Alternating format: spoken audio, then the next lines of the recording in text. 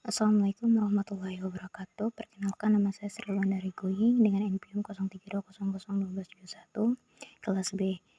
Baiklah, saya di sini akan menjelaskan tentang taksonomi yang direvisi dan yang belum direvisi dan kata kerja taksonomi. Yang pertama yaitu pengertian taksonomi Bloom. Taksonomi Bloom adalah struktur hierarki yang mengidentifikasikan kemampuan kognitif mulai dari tingkat yang paling rendah hingga yang paling tinggi. Taksonomi Bloom pertama kali ditemukan pada tahun 1956 oleh seorang psikolog pendidikan yaitu Benjamin S. Bloom. Kemudian pada tahun 2021 direvisi oleh Kate Ward dan para ahli kognitivisme. Hasil revisi ini yang kita kenal dengan nama taksonomi Bloom. Revisi yang dibuat hanya pada ranah kognitif dengan menggunakan kata kerja. Yang kedua yaitu taksonomi Bloom sebelum dan sudah revisi. Taksonomi Bloom sebelum direvisi belum membagi atas 3 ranah pengetahuan, yaitu pertama, ranah kognitif. Ranah kognitif adalah ranah yang mencakup kegiatan mental atau otak. Taksonomi Bloom membagi kemampuan tingkat berpikir atau kognitif menjadi 6 tingkat menjadi, yaitu C1 pengetahuan, C2 pemahaman, C3 penerapan, C4 analisis, C5 sintesis, C6 evaluasi.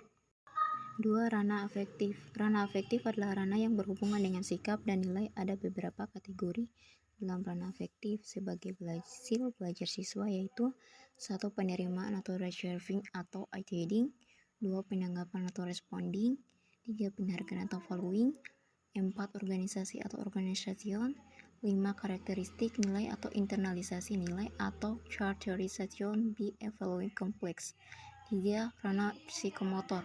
Ranah psikomotor adalah ranah yang berkaitan dengan keterampilan atau skill atau kemampuan bertindak setelah seseorang menerima pengalaman belajar tertentu. Adapun kategori dalam ranah psikomotor yaitu peniruan, manipulasi, pengalaman, dan artikulasi. Taksonomi Bloom setelah revisi 2001. Revisi taksonomi Bloom oleh Laurin Anderson hanya dilakukan pada ranah kognitif saja, meliputi 1. Perubahan kata kunci dari kata benda menjadi kata kerja untuk setiap level taksonomi. 2. Perubahan hampir terjadi pada semua level hierarkis. Namun, urutan level masih sama, yaitu dari urutan terendah hingga tertinggi. Perubahan mendasar terletak pada level 5 dan 6. Jadi taksonomi Bloom sebelum revisi itu terdiri dari pengetahuan, pemahaman, penerapan, analisis, sintesis, dan evaluasi. Sedangkan taksonomi Bloom setelah revisi itu terdiri dari mengingat, memahami, mengaplikasikan, menganalisis, mengevaluasi, dan mencipta. Berikut di bawah ini adalah perbandingan taksonomi Bloom sebelum dan sesudah direvisi yang dilakukan oleh Kate Anderson yang terdapat pada tabel ini. Yang ketiga yaitu kata kerja taksonomi Bloom atau KKO. KKO atau kata kerja operasional adalah kata kerja konkret yang mempresentasikan bahwa suatu indikator atau indikasi telah dilaksanakan, sehingga dapat diukur atau dinilai seberapa kuat indikator tersebut muncul dalam diri peserta didik.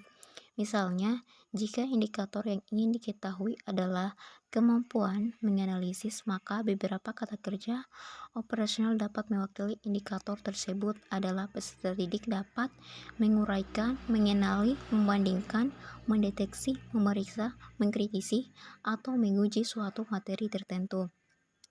Kata kerja operasional dibagi menjadi beberapa ranah, meliputi kognitif atau kemampuan berpikir dan menalar, afektif, perasaan, karakter, sikap, dan psikomotor atau kemampuan fisik dan campuran. Menurut tim Kemkes 2018, berikut adalah tabel-tabel kata kerja operasional KKO yang dapat digunakan untuk mengimplementasikan taksonomi Bloom yang telah direvisi menjadi indikator yang konkret.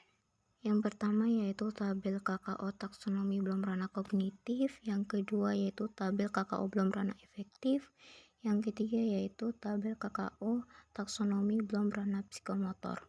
Baiklah, itulah penjelasan dari saya tentang taksonomi yang direvisi dan yang belum direvisi dan kata kerja taksonomi. Sekian, saya akhiri dengan ucapan wabillahi taufiq wal hidayah. Wassalamualaikum warahmatullahi wabarakatuh. Terima kasih.